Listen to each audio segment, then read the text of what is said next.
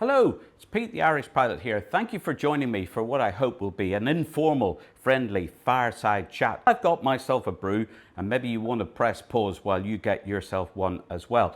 Way back, I can remember when I was getting interested in flying that I just thought, well, you just go off and learn how to fly and that's it. I didn't appreciate until I got a little bit older that there were actually a lot of exams involved of all different types, also unsurprisingly involving aerodynamics. Now that is not something that we are pre-programmed with when we are born.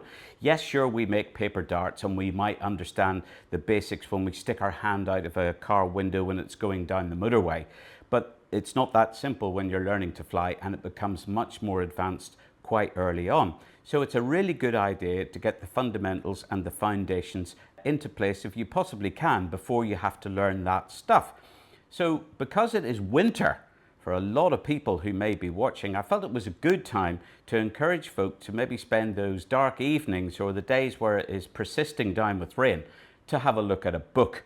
And this book, Stick and Rudder, is what I would heartily recommend. It's been around for many decades, and when it came out, it was actually quite a controversial publication.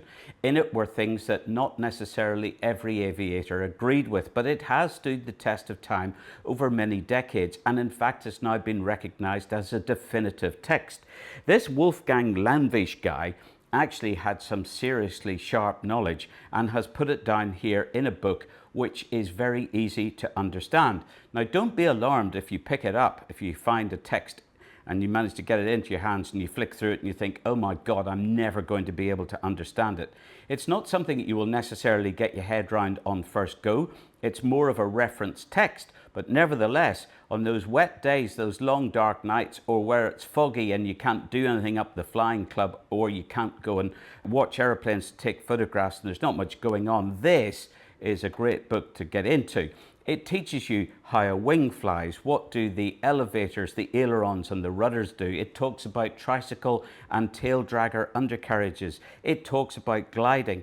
All of these are fundamental foundations that you will require all the way through your aviation life, be it as a recreational pilot or you become a professional flying a new aircraft, an old one, a big one or a small one. These are basics, a bit like learning to walk and breathe at the same time, like learning to swim.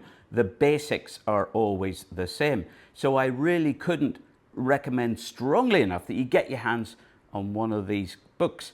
There is a link in my link tree if you want to press on it that will immediately take you to one, or if you can't source your own copy, even buy a second-hand one off one of those well-known online auction sites. It doesn't have to be pristine, but the knowledge in there is absolutely first class. And in the future, I'll be back to talk in more detail about some of the sections that he covers in here to hopefully get you started down the road of understanding aerodynamics and why aeroplanes fly. Bye for now.